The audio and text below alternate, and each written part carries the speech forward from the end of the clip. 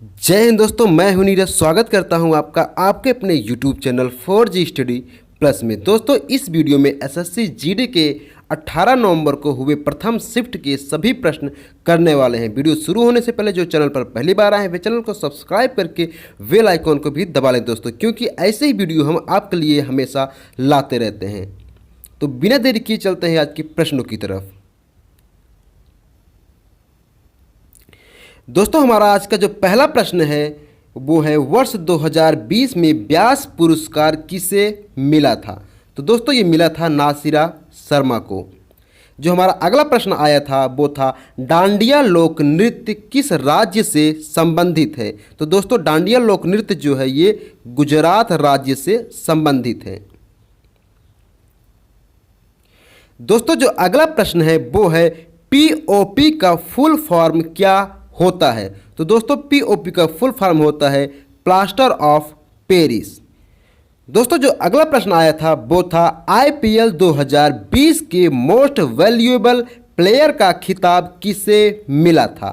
तो दोस्तों, ये मिला था जोफ्रा आर्चर को।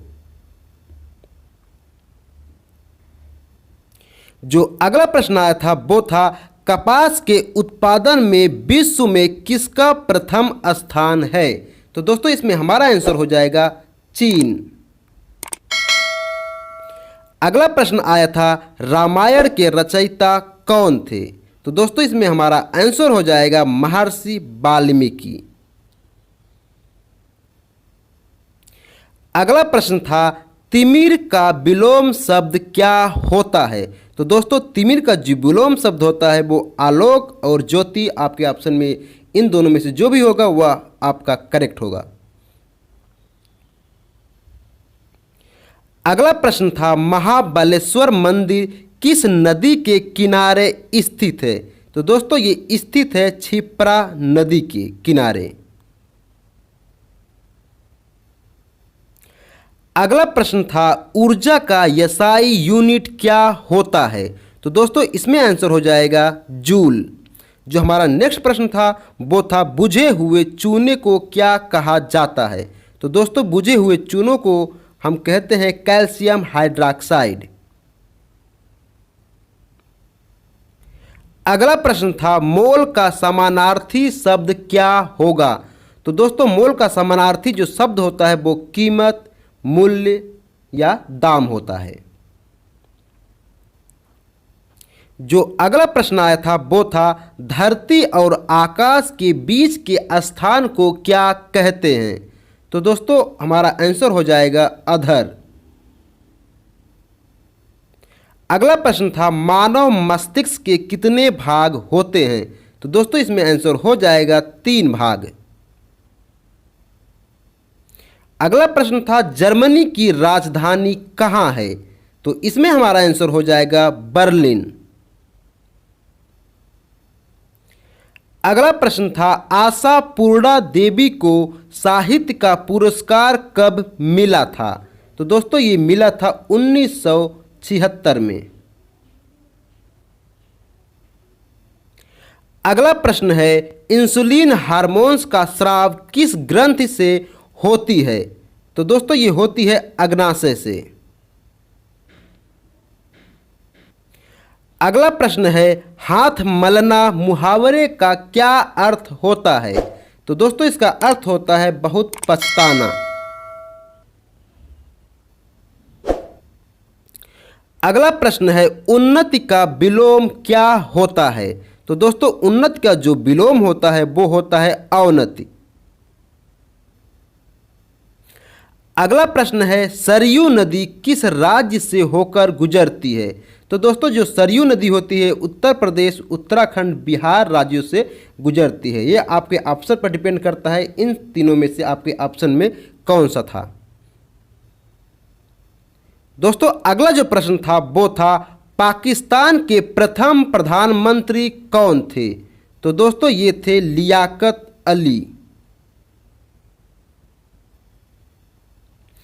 अगला प्रश्न था सैला नृत्य किस राज्य से संबंधित है। तो सैला नृत्य ये जो है ये मध्य प्रदेश राज्य से संबंधित है। अगला प्रश्न है केलकर समिति किससे संबंधित है? तो ये संबंधित है पीपीपी मॉडल से। अगला प्रश्न था काजीरंगा नेशनल पार्क कहाँ है? तो दोस्तों ये असम में है। अगला प्रश्न है कागज का आविष्कार सबसे पहले किस देश में हुआ था? तो दोस्तों ये हुआ था चाइना में। अगला प्रश्न था अनुच्छेद 280 किससे संबंधित है? तो दोस्तों ये संबंधित है वित्त आयोग से।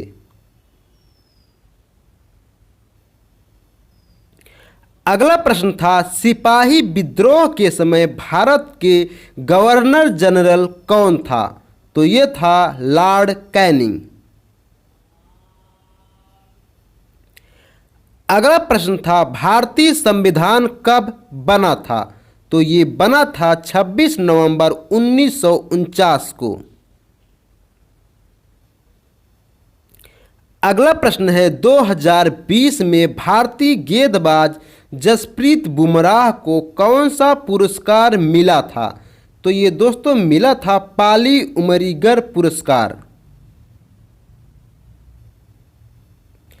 अगला प्रश्न था खोदा पहाड़ निकली चूहिया मुहावरे का अर्थ क्या है? तो दोस्तों इसका जो अर्थ होता है अधिक परिश्रम किंतु लाभ कम। अगला प्रश्न है 2018 राष्ट्रमंडल खेल में भारत किस स्थान पर था? तो ये था तीसरे स्थान पर। अगला प्रश्न था भारत के किस स्थल को 40वां विश्व विरासत स्थलों की सूची में शामिल किया गया है?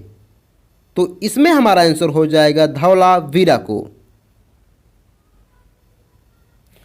अगला प्रश्न है रियो ओलंपिक 2016 में सबसे कम उम्र की महिला तैराक कौन थी?